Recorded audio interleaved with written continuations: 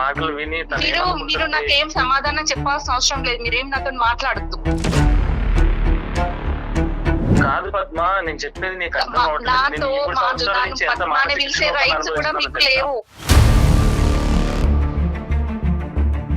దారిలో ఒక ఇన్సిడెంట్ జరిగింది. దాని వల్ల నేను ఇప్పటికీ జీవితంలో ఈ 3 సంవత్సరాల నుంచి నేను కూడా లోపల చాలా కుమిలిపోతున్నాను. అంటే మీరు తాగిన మత్తులో ఉన్నారా? నేను డ్రింక్ చేసే ఉన్నాను సార్. చంపే లెవెల్కి భర్త వెళ్ళిపోతారని అండర్స్టాండింగ్ ఎలా వచ్చిందండి ఆ అమ్మాయి? మరి అంత దారుణంగా. నేను ఇందాక ఏమన్నాను, this could have been avoided అన్నాను. అంటే అక్కడి వరకు మీ తప్పు ఉంది, కానీ ప్రత్యేకంగా వెళ్ళి ఆవిడ తల తీసుకెళ్ళి ట్యాంకర్ కింద పెట్టారు అన్నట్టుగా మాట్లాడితే ఇంకో 30 సంవత్సరాలైనా తను ఇలాగే ఉంటదేమో ఏంటో అని చెప్పి. లైఫ్ అంటే భార్య భర్తల జీవితం అది కూడా లేదు సార్ ఈ 3 ఏళ్ళ నుంచి. ఇద్దరు ఎనిమిస్ ఒకే ఇంట్లో ఉన్నట్టుగా ఉంది. ఇది ఎనిమి నెంబర్ 1 అయ్యారు మీరు అమ్మాయికి. అంటే అనుమాన పడడానికి చాలా అంశాలు ఉన్నాయి సార్ అక్కడ. ఎందుకంటే ఈవెన్ అతనికి ఒక చిన్న గీత కూడా పడలేదు. ఎందుకు రేపో మాపో చచ్చేది అనే ఇట్లాంటి అంశాలు ఎన్నో జరిగినాయి మా ఇంట్లో. తనే ఏం పాడనే నమ్మకం అయితే నాకు ఖచ్చితంగా ఉంది. ఇప్పుడు తను ఉండాలని మా పిల్లల్ని అవన్నీ చూసుకునే ప్రేమని నేను మిస్ అయిపోయాను కదా సార్. ఇప్పుడు ఆ ప్రేమనైతే తను తిరిగి తీసుకురాలేడు కదా. ఇంకా తనతో పాటు నేను చనిపోతే శుభ్రంగా పిల్లతో శుభ్రంగా ఉండేదానివా చెప్పు?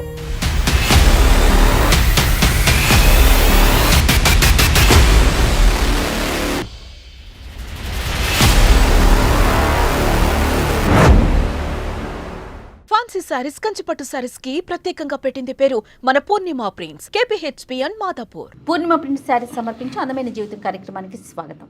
నమస్తే కళ్యాణ్ గారు. నమస్తే జయ గారు. కళ్యాణ్ గారు, వేణుగోపాల్ అనే ఒక ఆయన మనకు మెయిల్ చేశారండి. ఒకే ఇంట్లో ఉంటున్నారు, 3 సంవత్సరాల నుంచి భార్యాభర్త మాట్లాడుకోవట్లేదు. ఒక పాప. 3 ఏళ్ళ నుంచి ఒక రూఫ్లో కింద ఉంటున్నాం, బట్ ఏం జరుగుతుందో తెలియట్లేదు. మాటలు లేవు, కమ్యూనికేషన్ లేదు, కోల్డ్ వార్ అంతే. అంటే ఒకసారి మాట్లాడదామండి. తప్పకుండా మేడం, తప్పకుండా మాట్లాడాలి. అర్జెంటుగా ఆ పాప గురించి అయినా మనం మాట్లాడాలి. అవునండి. ఇదేం గౌరవం అమ్మా.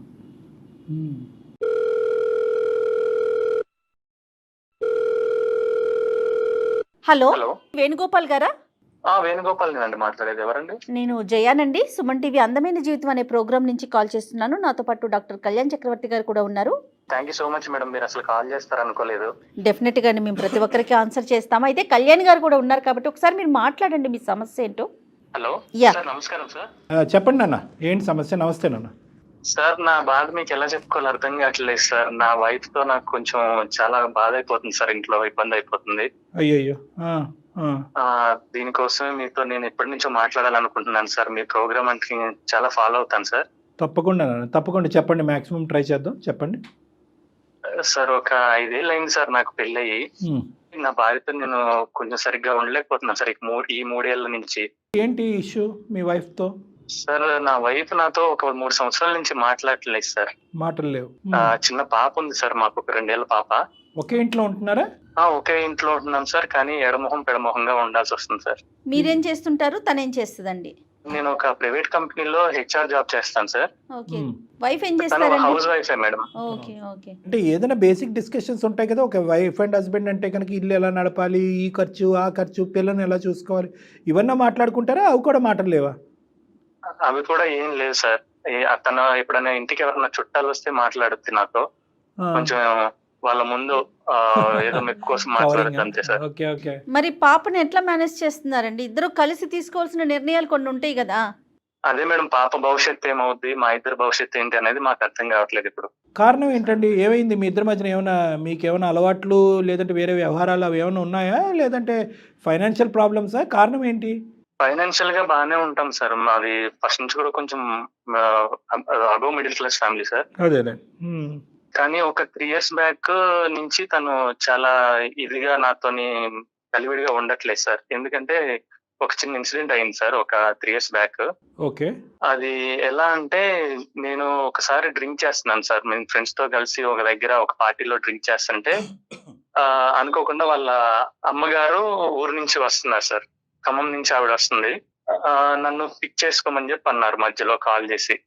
అప్పటికే నేను బాగా డ్రింక్ చేసి కొంచెం అన్కాన్షియస్ స్టేజ్, అంటే అంత తనని తీసుకొచ్చే పరిస్థితిలో నేను లేను. కాకపోతే తన మాట కాదనిలేక పదే పదే కాల్ చేస్తే ఇంకా అక్కడికి వెళ్లాల్సి వచ్చింది సార్. వెళ్ళి ఆవిడని పిక్ చేసుకొని వస్తుంటే దారిలో ఒక ఇన్సిడెంట్ జరిగింది. దానివల్ల నేను ఇప్పటికీ జీవితంలో ఈ 3 సంవత్సరాల నుంచి నేను కూడా లోపల చాలా కుమిలిపోతున్నాను. ఆ బాధ తనకు కూడా చెప్తుంటే తను అర్థం చేసుకోవట్లేదు. ఏమైందంటే ఆ యాక్సిడెంట్ లో వాళ్ళ అమ్మను మేము కోల్పోయామన్నమాట. అంటే మీరు తాగిన మత్తులో ఉన్నారా? నేను డ్రింక్ చేసే ఉన్నాను సార్. కాకపోతే నేను అప్పటికి టైం తీసుకొని తాగిన తర్వాత కొంచెం మేనేజ్ చేద్దామని చెప్పి వెళ్ళాను సార్. తినకి ఎట్లా చెప్పాలనేది నాకు అర్థం కాలేదు. అంటే అనుకోకుండా జరిగిన సిచ్యువేషన్ అని చెప్పి నేను చాలా బాధపడ్డాను కూడా, కానీ నన్ను అర్థం చేసుకోవట్లేదు సార్. అనుకున్న సిచ్యువేషన్ అయితే కాదండి, కానీ అవాయిడ్ చేయగలిగే సిచ్యువేషన్ అయితే ఉందిగా. అంటే ఫ్రెండ్స్ తో ఉన్నానని చెప్పాను సార్, కానీ డ్రింక్ చేస్తున్నాను ఇట్లా అని చెప్పి తనకి చెప్పాను. బట్ ఏంటంటే ఆ రోజు నేను ఓవర్ డ్రింక్ చేశాను సార్. ఇంకా కాన్ఫిడెన్స్ తో వెళ్ళాను కానీ అప్పటికి కుదరలేదు సార్. ఇంకా దారిలో వచ్చేటప్పుడు ఒక వాటర్ ట్యాంకర్ అనేది వచ్చి సడన్ గా నేను కంట్రోల్ చేయలేకపోయాను బండిని. ఆ యాక్సిడెంట్ లో ఆవిడ, నాకు కూడా చిన్న చిన్న గాయాలైతే అయినాయి. అది అనుకోకుండా జరిగింది కాదు, యాక్సిడెంటల్ గా జరిగింది. కానీ తను ఏమనుకుంటుందంటే నాకు ఇష్టం లేక నేను వాళ్ళ మమ్మీని అప్పటికే దూరం పెట్టాను అనుకోని చెప్పి. అంటే మేము ఉండేది ఒక చిన్న సింగిల్ బెడ్రూమ్ ఫ్లాట్ లో సార్. అంతకు ముందు కూడా వాళ్ళ మమ్మీ వచ్చి మాతో ఉంటున్నప్పుడు అలాంటప్పుడు కొంచెం నాకేంటంటే కొంచెం ప్రైవసీ ఉండాలని అప్పటికే మాకు కొత్తగా పెళ్లి అయింది సార్. మీ వాళ్ళ దగ్గరే అక్కడ 4 రోజులు ఇక్కడ 4 రోజులు పెట్టొచ్చు కదా అన్నట్టుగా కొన్ని డిస్కషన్ జరిగాయి సార్. ఆవిడ వల్ల కొన్ని చిన్న చిన్న గొడవలు అవడం. మీ మామగారు లేరా, ఉన్నారా ఏంటి? మా మామగారు లేరు మేడం. మా మామగారు చిన్నప్పుడే తనకి అంటే ఒక ఏజ్ వచ్చేటప్పటికే అతను ఎక్స్పైర్ అయిపోయారు. ఈవిడ ఒక్క ఆవిడే ఉండేది. కానీ తనకు ఒక చెల్లుంది, ఒక తమ్ముడు ఉన్నారు. వాళ్ళ చిన్నమ్మోళ్ళ దగ్గర ఉంటారన్నమాట. నేను మాత్రం వాళ్ళ చిన్నమ్మోళ్ళ దగ్గర పంపించి మా అత్తమ్మ గారు ఇక్కడ ఉండడం అలాంటివి జరిగేవి. అంటే వీళ్ళు ముగ్గురు ఒక దగ్గర ఉండొచ్చు కదా, ఇట్లా ఎందుకు చేస్తున్నారు ఏంటని కొన్ని గొడవలు కూడా జరిగాయి. నేను కూడా చెప్పేవాడిని. అంటే చుట్టం చూపుకి వస్తే ఒక 4 రోజులు 10 రోజులు ఉంటారు, కానీ ఇట్లా వస్తే ఒకటేసారి ఇక్కడ ఉండడానికి మాకు ఏంటంటే ప్రైవసీకి దానికి. ఇంకొకటి వచ్చేసి మేడం, చిన్న ఇరుకైన ఇల్లు అన్నమాట. ఒక సింగిల్ బెడ్రూమ్ లోనే మా ఇద్దరికి అని చెప్పి మేము ఉండేది. మీ వైఫ్ అనుకునేది ఏంటంటే, అయ్యో నువ్వు తాగకుండా జాగ్రత్త పడి ఉంటే మా అమ్మ బతుకుండేదనా? నచ్చట్లేదు కాబట్టి నువ్వు మా అమ్మగారిని అలాగా చేసావు, నీ వల్లే మా అమ్మగారు చనిపోయారని. అంటే నేనేమనుకుంటున్నానంటే, అనవసరంగా నీ తెలివి తక్కువతనంతో తాగి బండి నడిపి మా అమ్మ చావుకు కారణం అయ్యేవని కూడా అనుకోవట్లేదు. ఆవిడ పగ తీర్చుకున్నావు అన్నట్టుగా మాట్లాడుతుంది ఆవిడ. అవును సార్, అదే దూరంలో ఉంది సార్ ఇప్పుడు ఆమె. మీరు క్లారిటీ ఇచ్చారా, నా తప్పు అయిపోయిందని క్షమాపణ అనేది చెప్పారా మీ భార్యకి? నేను అప్పుడు చాలా బాధపడ్డాను సార్. అప్పటి నుంచి అదే బాధ నేను కూడా అనుభవిస్తున్నాను. తనకి ఎంత చెప్దాం అనుకుంటున్నా సరే తను మాత్రం ఇంకా అదే మనసులో పెట్టుకొని కోపం మీదే ఉంది సార్. ఇంకా అయ్యో, సో అదే కారణమా మీ ఇద్దరు మాట్లాడకపోవటానికి? అంతేనా, ఇంకేమైనా ఉన్నదా? అదే కారణం సార్. ఫస్ట్ ఒక 2 సంవత్సరాలు మేము బానే ఉన్నాం సార్. పెళ్ళైన మొదట్లో నలుగురిలో కొంచెం బానే మాట్లాడదు సార్, బానే ఉంటది. కానీ ఎవరు లేనప్పుడు, ఇప్పుడు ఇంటి దగ్గర మేమిద్దరం ఉన్నప్పుడు మాత్రం తను దూరం పెడుతుంది సార్. పెళ్ళి ఎంతకాలం అయింది సార్? 5 ఏళ్ళు అవుతుంది సార్. ఫస్ట్ 2 సంవత్సరాలు చాలా బాగున్నాం సార్. ఇద్దరం ఫ్యూచర్ గురించి వాటి గురించి అన్ని బాగానే ప్లానింగ్ చేసుకుని మంచిగా లైఫ్ లీడ్ చేద్దామని అనుకున్నాం సార్. మరి సొంత తల్లిని అత్తగారిని చంపే లెవెల్కి భర్త వెళ్ళిపోతారని అండర్స్టాండింగ్ ఎలా వచ్చిందండి ఆ అమ్మాయి మరి అంత దారుణంగా? ఇక్కడ ఈ అమ్మాయి హత్య లెక్కన మాట్లాడుతుంది, యాక్సిడెంట్ లెక్కన కాదు. నేను ఇందాక ఏమన్నాను, this could have been avoided అన్నాను. అంటే అక్కడ వరకు మీ తప్పు ఉంది, కానీ ప్రత్యేకంగా వెళ్ళి ఆవిడ తల తీసుకెళ్ళి ట్యాంకర్ కింద పెట్టారు అన్నట్టుగా మాట్లాడితే అది చాలా భయంకరమైన అపవాదం. అది జీవితాంతం అది మనం కడగలేనటువంటి ఒక పెద్ద నింద అది మీ నెత్తి మీద. ఇలా మాట్లాడుకోవట్లేదు, కలిసి ఉండట్లేదు అనేది మీ ఫ్యామిలీ మెంబర్స్ తెలుసా? అది మా అమ్మగారికి నాన్నగారికి తెలుసు సార్. కానీ వాళ్ళు ఎంత కన్విన్స్ చేసినా సరే తను కన్విన్స్ అవ్వట్లేదు సార్. అంటే మేమిద్దరం తప్ప వేరే వాళ్ళు ఎవరున్నా సరే తను బానే ఉంటుంది సార్. ఇద్దరం ఉన్నప్పుడు కొంచెం చిరాగ్గా ఏమన్నా పిల్లలతో, ఇప్పుడు పాపని మామూలుగా ఆడిస్తున్నప్పుడు నాతో ఆడనివ్వకుండా చేస్తుంది. ఒక్కోసారి ఏమన్నా సరుకులు కావాలి అని అంటే ఒక చీటీ రాసి అక్కడ పెట్టేస్తుంది.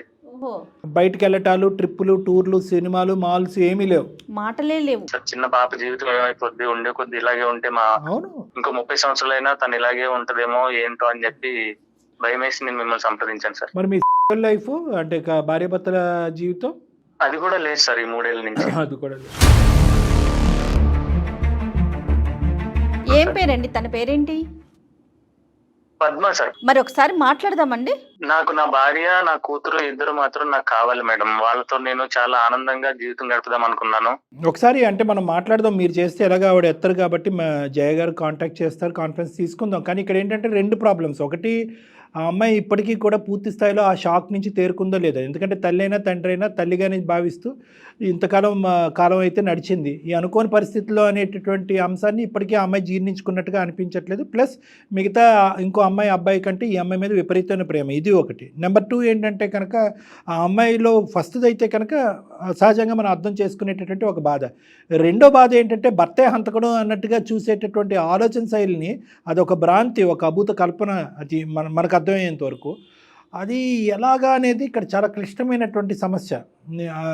ఎందుకంటే అది తీయకపోతే కనుక మీ రిలేషన్షిప్ ఇలా ఉన్నా ఇలా ఉండకూడదు, అంటే ఇలా కూడా ఉండకూడదు. ఆ బిడ్డ గురించి ఏంటంటే మీ ఇద్దరు ఇలా ఉండకూడదు.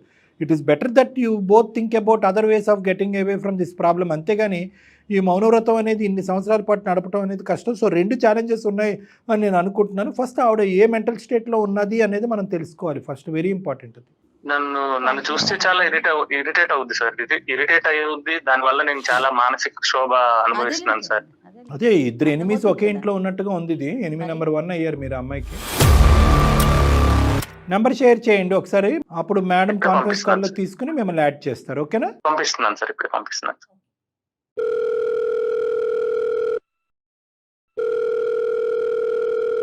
ముందు ఆయన్ని మాట్లాడమంటారా మనం మాట్లాడదాం? మనం మాట్లాడదాం. హలో, నమస్తే అండి పద్మ గారా? అవునండి, మీరెవరు? నేను జయానండి, అందమైన జీవితం ప్రోగ్రామ్ నుంచి కాల్ చేశాను. మీతో ఒక 10 నిమిషాలు మాట్లాడొచ్చండి? చెప్పండి madam. Thank you so much అండి మీరు ఒప్పుకున్నందుకు. నాతో పాటు స్టూడియోలో డాక్టర్ కళ్యాణ్ చక్రవర్తి గారు కూడా ఉన్నారు. మాది అందమైన జీవితం అనే ఒక ప్రోగ్రామ్, బహుశా మరి మీరు చూసుండొచ్చు సోషల్ మీడియాలో. ఎందుకు గురించి కాల్ చేశారు మేడం? ఒక్క నిమిషం అండి. నమస్తే అమ్మా. నమస్తే సార్. ఇప్పుడు ఇంత ఫ్రీగా మాట్లాడే మీరు ఎందుకు గురించి కాల్ చేశారని చెప్తే ఫోన్ పెట్టేస్తారేమో అని భయంగా ఉంది. దయచేసి ఒక 10 నిమిషాలు అమ్మా. ఇప్పుడు మీ భర్త గారు చాలా ఒక విచిత్రమైనటువంటి ఒక అంశాన్ని తీసుకొచ్చారు. ఒకే ఇంట్లో ఉంటున్నటువంటి భార్యాభర్తలు మాటామంతి లేనటువంటి ఒక పరిస్థితి. బిడ్డ ఉంది, బిడ్డ కూడా నాకు దూరం అవబోతుంది, భార్య ఎలాగా మాటలు లేవు, ఏంటి జీవితం, ఎంతకాలం, who will break the ice అన్నట్టుగా అతను మాకు ఈమెయిల్ పెట్టడం జరిగింది. ఏమైందమ్మా? అంటే ఈ అంశం మీద ఒక 2 నిమిషాలు మాట్లాడచ్చా మీతో? ఇప్పుడు మా దాని గురించి ఇప్పుడు మాట్లాడడం ఎందుకు సార్? మీకు ఎందుకు మాట్లాడాలి సార్ ఇప్పుడు దాని గురించి? నాతో మాట్లాడక్కర్లేదమ్మా, కానీ ఇది బిడ్డకి సంబంధించిన అంశం. దయచేసి కొద్దిగా ఓపికగా ఆలోచించండి, సహనంతో. ఇది మీ భర్తకి సంబంధించింది. ఈ సమస్యకి పరిష్కారం కావాలని మీరు కూడా అనుకుంటున్నారు. ఒక్కసారి పెద్ద మనసు చేసుకుని మేమెందుకు ఈ సమస్యకి పరిష్కారం వద్దాం? అంటే మీరు భార్యాభర్తలు కాస్త తల్లిదండ్రులు అయ్యారు కదండి.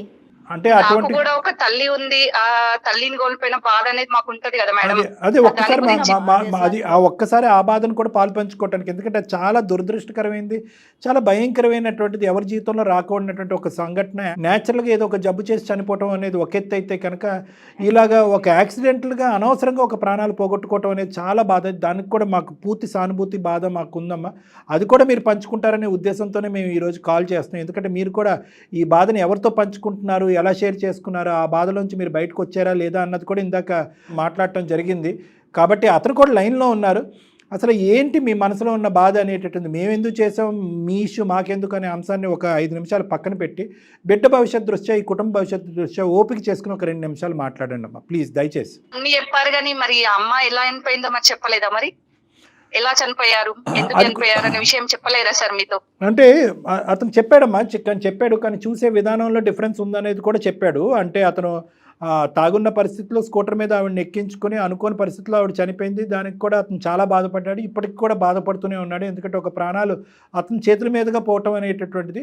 కానీ దాన్ని మీరు ఎలా చూస్తున్నారనే అంశం కూడా చెప్పాడు. అంటే ఏంటంటే, నువ్వు కావాలనే నా తల్లిని చంపావు అనేటటువంటి విధంగా మీరు భావిస్తున్నారని చెప్పారు. అంటే అనుమానపడడానికి చాలా అంశాలు ఉన్నాయి సార్ అక్కడ. ఎందుకంటే ఇప్పుడు బండి మీకెళ్ళి పట్టారంటే ఇద్దరికి తగలాలి దెబ్బ. ఓన్లీ మా మదర్ చనిపోయేదానికి ఈవెన్ అతనికి ఒక చిన్న గీత కూడా పడలేదు. ఇవి కొంచెం అనుమానం పడడానికి ఉన్నాయి కదా ఛాన్సెస్ సార్ మీరు. ఓకే, ఒకటి అనుమానం నెంబర్ 1 ఏంటంటే అతనికి గాయాలు అవ్వలేదు, ఆవిడ గాయాలైన, సారీ చనిపోయారు ఆవిడ. రెండోదమ్మా, ఎప్పుడు ఎందుకంటే మా దగ్గర అమ్మ మాతోని ఉండాలంటే ఎప్పుడు కూడా తను అంత ఇంట్రెస్ట్ చూపించేవాడు కాదు. ముసలామె మన ఇంట్లో ఎందుకు, రేపు మాపో చచ్చేది అనే ఇట్లాంటి అంశాలు ఎన్నో జరిగినాయి మా ఇంట్లో. తనే వేసాడు, తాగి పడ్డా, మరి ఎట్లయిపోయిందో తెలియదు కానీ తనే చంపాడనే నమ్మకం అయితే నాకు ఖచ్చితంగా ఉంది. ఇప్పుడు నేను తన పైన కేసు పెట్టడానికి కూడా నాకు ఉన్నాయి. బట్ ఏంటంటే నా కుటుంబ సంబంధించిన విషయాలు బయటకు చెప్పడం ఇష్టం లేదు కాబట్టి ఎవరితో కూడా నేను అట్లా చెప్పలేను. ఈవెన్ ఇంట్లో వాళ్ళకు కూడా నేను ఈ మ్యాటర్ కూడా ఎప్పుడు డిస్కస్ చేయలేను. ఒక ఇంట్లో ఉన్నా గానీ అంతే ఉంటున్నాం అంతే. అదే కొంతవరకు తెలుసమ్మా, కానీ ఏంటంటే చాలా తప్పుడు మాట అతను. ముసలాం చనిపోయినా పర్లేదు అనేటటువంటి పిచ్చి మాటలు అతను ఎందుకు మాట్లాడాడో నాకు తెలియదు, కానీ ఇప్పుడు లైన్లోనే ఉన్నారు, తర్వాత అతను అడుగుదాం. కానీ ఈ రెండు కాకుండా ఏం ఆధారాలు ఉన్నాయమ్మా అతను చంపాడు అనేటటువంటిది మీ దగ్గర? ఒకటి అతనికి గాయాలు తగలలేదు, ఈవిడికి చనిపోయింది. రెండోది ఏంటంటే తాగున్న మనిషికి గాయాలు ఎలా తగలలేదు, తాగలేనటువంటి మనిషి ఎలా చనిపోయింది, ఇలాంటివి ఉన్నాయి. అప్పుడే నేను తాగినా అని చెప్పేసి తీసుకురాకపోయినా అయిపోతుండే అదే కర్మ కదా. ఈవెన్ మా ఇంట్లో ఉన్నప్పుడైనా తనతో ఈవెన్ ఒక్క రోజు కూడా మాట్లాడేవాడు కాదు.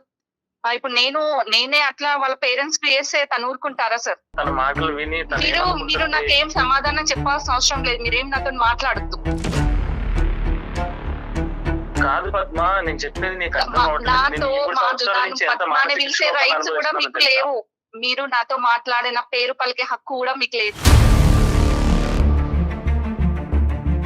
కాదు, నేను 3 సంవత్సరాల నుంచి ఎంత మిస్ అవుతున్నాను, పాపను ఎంత మిస్ అవుతున్నాను, అది నీకు అర్థం అవ్వట్లేదు. నేను తల్లిని ఎట్లా కోల్పోయాను? మీ వల్లనే కదా. ఆ బాధపడుతుంది మధ్యలో జరిగిన గొడవల్లో ఎన్నో సార్లు నిన్ను తిట్టుండొచ్చు, కొట్టుండొచ్చు. కొన్ని సార్లు మనం ఇద్దరం నీ మీద చేయి చేసుకున్న ఉద్దేశం మాత్రం నాకు లేదు, కానీ నీ మీద చేయి లేకుండొచ్చు. కొన్నిసార్లు నిన్ను ఎప్పుడు కొట్టింది కూడా అది ఒకటే కాదులే. ఇప్పుడు తల్లి మీ అమ్మ ఎప్పుడు చచ్చిపోద్దన్న మాట కూడా అన్నారంట కదా, అది ఆవిడకి బాగా లోతుగా దిగింది. లేదు సార్, ప్రతిసారి ఇంట్లోకి రాగానే ఎందుకు వచ్చింది, ఎందుకున్నది, మన ఇద్దరి మధ్యలో జరిగే విషయాల్లో తను వస్తే మాత్రం నేను ఒక్కొక్కసారి నోరు జారి ఏదైనా అనుండొచ్చు, కానీ అంత కోపమే లేదు నాకు. చంపేసే స్థాయి వరకు వెళ్ళిపోద్దమ్మా ఆలోచన. అందరి ఇళ్లలో మీ చేతుల్లోనే కదా, మీతో ఉన్నప్పుడే అమ్మాయి అనిపోయింది కదా. వేరే దగ్గర ఉన్నప్పుడు అయితే ప్రమాదవశాత్తు అని ప్రమాదవశాత్తు అని నేను ఇలా అనుకుంటాను. చనిపోయింది మనిషి అయితే పోయింది కదా, మీకు ఒక్క దెబ్బ తగలకుండా ఇట్లా చనిపోతుంది. ఇప్పుడు ఏంటంటే ఒక భర్త, మీరు ఒక ప్రయాణం, ఒక బిడ్డను కన్నారు, 5 సంవత్సరాల పాటు ప్రయాణం. ఒక 5 సంవత్సరాల ప్రయాణంలో ఏ కోసానన్నా కూడా మీ అమ్మగారు ఉండకపోయి ఉంటే కనుక మీ భర్త గురించి ఇతను చంపే స్థాయి వరకు వెళ్ళిపోతాడు అనే అభిప్రాయం మీకు ఎప్పుడన్నా ఉండేదమ్మా?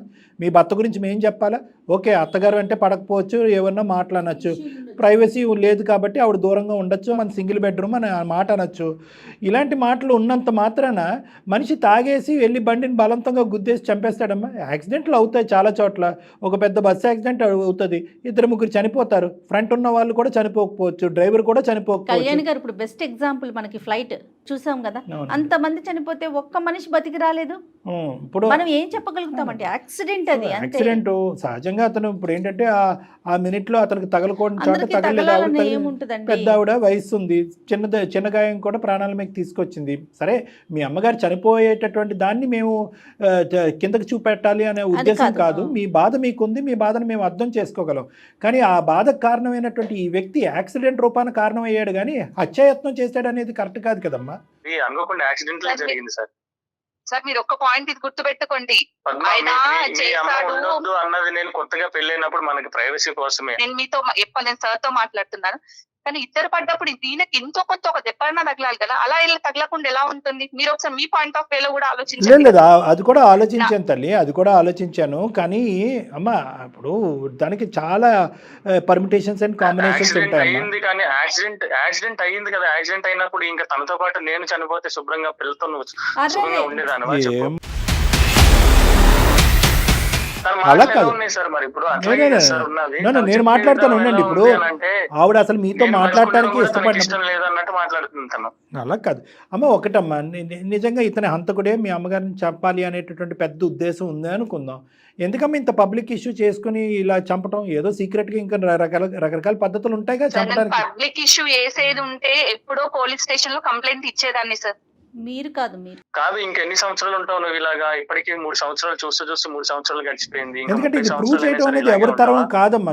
నీ మానసిక పరిస్థితి ఎలా ఉందో చెప్పమ్మా పద్మ. అంటే అమ్మ చనిపోయింది అనే బాధలోంచి మీరు బయటకు వచ్చారు. ఓకే, ఇతని మీద రకరకాల కోపాలు ఉన్నాయి, అది పక్కన పెడదాం ఒక 2 నిమిషాలు.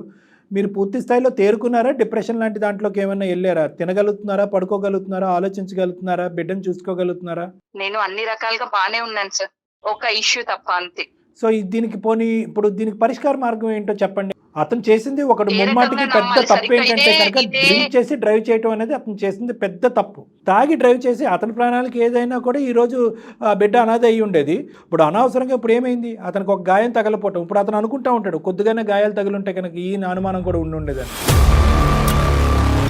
సరే ఇప్పుడు అమ్ముంటే ఇప్పుడు మా ఇంట్లో నాకు ఇంట్లో తిరిగినట్టే అనిపిస్తుంది. ఎందుకంటే తన ఇంట్లో ఉంటే నాకు ఏదో ధైర్యంగా ఉంటుండే. ఇప్పుడు తను ఉండాలని మా పిల్లల్ని అవన్నీ చూసుకునే ప్రేమ అనేది నేను మిస్ అయిపోయాను కదా సార్. ఇప్పుడు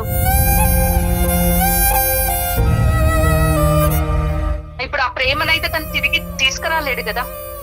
అంటే నాకున్న ఒక అభిప్రాయం అయితే నేను చెప్తానమ్మా, దాన్ని నువ్వు ఎంతవరకు ఏకీభవిస్తావు అనేది నాకు తెలీదు. తర్వాత వేణు ఏం చెప్తాడో అనేది వినండి, కానీ ఫస్ట్ నేను చెప్పేది వినండి. మీరేంటంటే ఇది ఒక యాక్సిడెంటల్ డెత్, దురదృష్టకరమైన పరిస్థితి. మీకు మీ అమ్మగారికి విపరీతమైనటువంటి బాండింగ్, బంధం ఉంది. పెళ్ళికి ముందే మా అమ్మ మాతోనే కంటిన్యూ అవుతుంది, చెల్లితోని తమ్ముడితోని కాదు అనేటటువంటి స్థాయి బాండింగ్ మీది.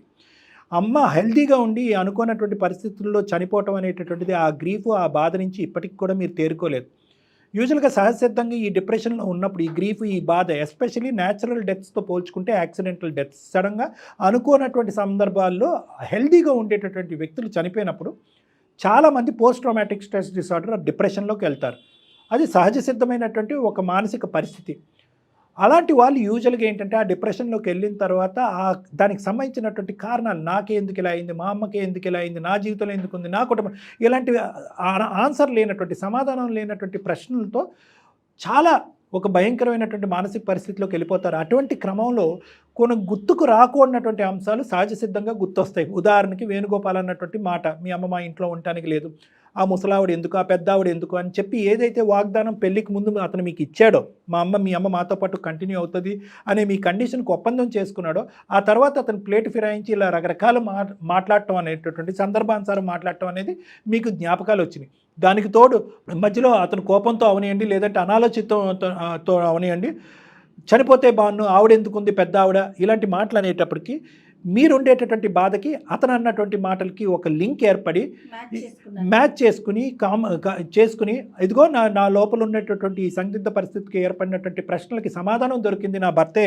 అనేటటువంటి విధంగా మీరు రెట్రోస్పెక్టివ్గా ఆలోచించుకుని, ఆవిడికి గాయాలైన, ఆవిడ చనిపోయింది, ఇతను గాయాలు అవ్వలేదు, తాగున్న అతనికి ఇతను దెబ్బ తగలేదు, ఆవిడకి మాత్రం చనిపోయింది కాబట్టి ఒకప్పుడు తాగానని చెప్పొచ్చు కదా, ఇతను బహుశా ఏంటంటే తాగి నడిపాను కాబట్టి యాక్సిడెంట్గా చిత్రీకరించాలని చెప్పి తాగేనన్న అంశం కూడా నాకు చెప్పకుండా బలవంతంగా మా అమ్మని ఎత్తుకుని ఇంటికి దింపడానికి ట్రై చేశాడు. ఇవన్నీ ఒక చుక్క కలుపుకుంటూ వెళ్ళిపోయి మీరు కంప్లీట్గా ఒక కన్ఫ్యూజన్లోకి వెళ్ళిపోయి ఈ విధంగా నాలాంటి వ్యక్తులు ఎక్స్ప్లెయిన్ చేయడానికి అవకాశం ఇవ్వలేదు. దానికి తోడు మీ చుట్టాలు ఎవరైతే ఉన్నారో, అవును అదేంటి అతనికి దెబ్బలు తగలకుండా మీ అమ్మ చనిపోవటం ఏంటి, ఇలా మాట్లాడేటప్పటికి మీ బ్రెయిన్ అంతా పొల్యూట్ అయిపోయి ఈ మీ భార్యాభర్తల మధ్యన ఉండేటటువంటి ఈ వారధ అనేటటువంటిది రోజు రోజుకి పెరుగుతూ పోయింది అనేది నా అభిప్రాయం. పద్మానికి మాత్రం నేను ఒకటే చెప్పాలనుకుంటున్నాను. నేను చెప్పాలనుకుంటుంది ఏంటంటే, ఆ రోజు జరిగింది మొత్తం ఉద్దేశపూర్వకంగా జరిగింది కాదు, ప్రమాదవశాత్తు యాక్సిడెంటల్లీ జరిగింది అంతే. అది ఎట్లా అయింది అనేది నాకు తెలియదు, కానీ ఇప్పటికీ నాకు అది గుర్తులేదు. కానీ అది గుర్తొచ్చినప్పుడల్లా నేను ఎంత మానసిక క్షోభను అనుభవిస్తున్నాను, నా వల్ల ఒక ప్రాణం పోయింది అనే ఆలోచన నాలోకి వస్తుంటేనే నేను చాలా కుమిలిపోతున్నాను లోపల. కోల్పోయి కూడా మేము అంతకన్నా బాధపడుతున్నాం కదా. అబ్సల్యూట్లీ కరెక్ట్ అమ్మా, చెప్పండి అమ్మా. మీ అమ్మ నీకు నాకు తెలుసు, మా అమ్మ నాకెలాగో నీకు మీ అమ్మ అలాగే, కానీ నేను చేసింది ఉద్దేశపూర్వకంగా కాదు కదా, అది జరిగింది యాక్సిడెంటల్లీ. నీకు ఇంకెంతకు మించి ఎలా చెప్పాలి? నువ్వు ఎవరి మీద ఒట్టేయమంటే వాళ్ళ మీద ఒట్టేస్తాను, పాప మీద ఒట్టేసి చెప్తున్నాను. అది మాత్రం నేను ఒట్టేసినంత మాత్రాన అమ్మ అయితే తిరిగి రాదు కదా. నువ్వు చేసిన తప్పు అది ఎప్పటికీ రాదు కదా. ఓట్లు కాదు, 1,00,000 ఓట్లు వేసినా కూడా, శతకోటి కార్యక్రమాలు చేసినా కూడా మీ అమ్మగారు తిరిగి రారమ్మా. తీర్చలేనటువంటి లోటు. మేము చెప్పేది తీర్చలేని బాధ అయితే అమ్మ అయితే రాదు కదా. కదమ్మా ఇప్పుడు జరిగేటటువంటి పరిస్థితి ఏంటంటే, మీ అమ్మగారు చనిపోయి మీరు బాధపడుతున్నారు, తల్లిదండ్రులు ఇద్దరు ఉండి ఆ బిడ్డ చెప్పుకోలేనటువంటి బాధలో లేదు. తల్లిదండ్రులు ఇద్దరు కళ్ళెదురుకుంటా కనిపించారు, మీ అమ్మగారు పోయారు. 3 సంవత్సరాల పాటు ఇంట్లో ఈ మౌనవ్రతం వల్ల ఎంత చంటిబిడ్డ, ఎంత మానసిక క్షోభ. ఒక తిరగటం లేదు, ఒక పార్కు లేదు, ఒక మాట లేదు, ఒక ముద్దు లేదు. ఏందమ్మా ఇప్పుడు ఆ బిడ్డకి ఎటువంటి జీవితాన్ని ఇస్తున్నారు? మీరు తల్లిని దురదృష్టం కొద్దీ పోగొట్టుకున్నారు, దాన్ని మనం మీ తల్లిని తిరిగి తీసుకురాలేవు. మీ బిడ్డ ఏం పాపం చేసింది ఇటువంటి వాతావరణాన్ని క్రియేట్ చేస్తున్నారు? ఈరోజు మా వేదిక వరకు వచ్చి మీరు ఫోన్ కాల్ చేయడం అనేది ఇద్దరు అదృష్టవంతులే. దానికి మించినటువంటి అదృష్టవంతురాలు ఆ బిడ్డ. అట్లీస్ట్ ఇప్పటికైనా ఐస్ బ్రేక్ అయ్యి నిజాలు బయటకు వచ్చి మీరిద్దరు మాట్లాడుకుంటున్నారు. అట్లీస్ట్ ఇలా మాట్లాడుకుంటే అనుమానాలు క్లియర్ అయ్యి ఉండేవి. మా వరకు కూడా అవసరం లేదు. ఒక ఆలోచన రావటం, దానికి ఫిక్స్ అయిపోవటం, నువ్వు చంపేవు, అంతే. ఇంకంతే అంటే ఇంకెవరేం మాట్లాడతారు? అందరి ఇళ్లలో భార్యాభర్తలు మాట్లాడుకుంటున్నారు, ఇంతకు మించినటువంటి గొడవలు మీరు మాత్రం 3 సంవత్సరాల పాటు వనవాసం. సార్ మీ ద్వారా నేను కోరుకునేది ఒకటే సార్, ఎలాగైనా సరే మా ఇద్దరిని పాపని కలపండి సార్. అది నా కలుపుతారని చేతుల్లో భావిస్తున్నాను లేదు సార్. నాన్న. నేను ఇవ్వాల్సినటువంటి ఎక్స్ప్లెనేషన్ ఆవిడకి ఇచ్చాను. ఒకసారి మనం నాకు అమ్మాయిని భయం వేస్తుంది రమ్మందామండి సార్, తను మీ ఉండే దగ్గరికి. కొద్ది ఇలాగే పాపని దూరం చేస్తుందేమో, తను ఎలా దూరం అయిందో అలా దూరం అవుద్దని చెప్పి మళ్ళీ మేమిద్దరం కలిసి ఉండి పాపను కూడా మంచిగా పెంచుకోవాలని చెప్పి చూస్తాం సార్. ఎప్పుడు బంధాన్ని ఎవరు తీసేస్తే పోదండి. పద్మగారు మీరు ఒక్కసారి డాక్టర్ గారిని కలిసే ప్రయత్నం చేస్తే బాగుంటుందండి. పాప కోసం నేనేమంటున్నా, మీ ఇద్దరి కోసం చెప్పట్లేదండి. నేను ఫస్టే ఒక మాట చెప్పా, భార్యాభర్తలు ఇప్పుడు తల్లిదండ్రులు అయ్యారు, దయచేసి ఆ పొజిషన్ని ఒకసారి ఆలోచించుకోండి. నెక్స్ట్ స్టెప్ ఎక్కారు. ఇది సింపుల్ క్లారిటీ అండ్ కౌన్సిలింగ్తో తీరిపోయేటటువంటి అంశం. అతనికి ఒక మాట్లాడటానికి ఒక అవకాశం ఇవ్వి, మీరు ఏదైతే సరే. చెప్పాలో అది చెప్పండి. ఒక మధ్యస్థగా నేను ఉంటాను, నా దగ్గరికి మీరు ఇద్దరు రండి, మొత్తం అన్ని అనుమానాలు కూడా పటాపంచలు అయిపోతాయి. ప్రాబ్లమ్ని సార్ట్అవుట్ చేద్దాం. దయచేసి ఆలోచించండి. మీరు ఎప్పుడు రమ్మన్నా నేను వస్తాను సార్ కంపల్సరీ. మీరు నాకు రెడీ అండి. మాత్రం ఇది ముందు చాలా ఆవిడ- important సార్. గారు మేడం మీరు చెప్పింది కూడా కరెక్టే. మీ మీద నమ్మకంతో, సార్ మీద నమ్మకంతో నేను మీరు అన్నది కరెక్టే. నేను పాప భవిష్యత్తు కూడా ఆలోచించుకోవాలి. ఇప్పుడు పాపని భవిష్యత్తులో పెట్టుకొని ఆలోచించి ఇప్పుడు మిమ్మల్ని కలవడానికి నేను రెడీగా ఉన్నాను సార్. సూపర్, థ్యాంక్ యూ అమ్మా. థ్యాంక్ యూ చాలా అమ్మా. సంతోషం అమ్మా. మిగతావన్నీ అప్పుడు మాట్లాడుకోవచ్చమ్మా. ఏమైనా అన్ఆన్సర్డ్ క్వశ్చన్స్ లేదంటే ఇక్కడ ఈ వేదిక మీద చెప్పనటువంటి ప్రశ్నలు ఏమన్నా ఉన్నా కూడా కౌన్సిలింగ్లో మాట్లాడచ్చు. ఈరోజు మేము చేసినటువంటి ఒక గొప్ప పని, అది మీ వరకు అర్థమైందో లేదో నాకు తెలియదు కానీ 3 సంవత్సరాల పాటు మాట్లాడుకున్నటువంటి భార్యాభర్తలు ఇద్దరిని మేము మాట్లాడుకునేటటువంటి విధంగా చేసాం. అదే ఒక గొప్ప విజయంగా, ఆ పాప తరపున ఒక గొప్ప విజయంగా మేము భావిస్తున్నాం అమ్మా. ఇది మీ ఇష్యూ ఒకటే కాదు, ఒక బిడ్డకు సంబంధించినటువంటి కూడా ఒక చిక్కుముడి సమస్య ఇది. కాబట్టి ఇది పూర్తి స్థాయిలో మనం ముందుకెళ్ళి నా కౌన్సిలింగ్ ద్వారా మీ ఇద్దరి మధ్యన అండర్స్టాండింగ్ పెరుగుతుందనే స్థాయి నమ్మకం కూడా నాకున్న అనుభవంతో నాకు ఉంది. కాబట్టి దయచేసి రండి, మాట్లాడదాం, అంత క్లారిటీ వస్తుంది. ఓకేనమ్మా? రైట్ అండి. Okay sir. ఓకే ఓకే అండి. Okay sir. All the best. కానీ తను వచ్చేలా చూడండి సార్, వస్తుంది, తను వస్తుంది. మళ్ళీ తనతో ఇలా నేను మళ్ళీ జరగకుండా చూడండి సార్. జయ గారు మాట్లాడతారు, ఫాలోఅప్ లో యూ డోంట్ ఉంటుంది. వరీ అండి, మీరు ఏం ఫీల్ కావద్దు, నేను మాట్లాడతాను. డాక్టర్ గారి దగ్గరికి పంపించే బాధ్యత నాది. ఓకే అండి. పాప ఇంపార్టెంట్ సార్. అందుకే పాప కోసమే, పాప కోసమే. అందరూ ఇంపార్టెంట్ అయ్యి తమ్ముడు. Okay right, okay, all the best నాన్న. బాయ్ నాన్న, take care, bye. Thank you sir. అది కళ్యాణ్ గారు ఒకసారి ఆవిడ వచ్చి మాట్లాడితే మనసులో అలా నాటుప్పుడు నాకు నచ్చిన వాళ్ళతో నేను మాట్లాడితే నాకు ఫేవర్గా మాట్లాడతారు, మీకు నచ్చిన వాళ్ళతో మీరు అట్లా అమ్మాయికి అట్లా చెప్పేశారనమాట, అతని వల్లే అని. సో మీ కౌన్సిలింగ్ ద్వారా తప్పకుండా మేడం. కొంచెం మార్పు రావాలి, ఖచ్చితంగా కలిసి ఉండాలి. చిన్న Definitely. ఇష్యూ కాబట్టి. రైట్ అండి, నమస్తే. నమస్తే మేడం. ఫ్యాన్సీ సారీస్, కంచిపట్టు సారీస్ కి ప్రత్యేకంగా పెట్టింది పేరు మన పూర్ణిమ ప్రింట్స్, KPHP అండ్ మాదాపూర్.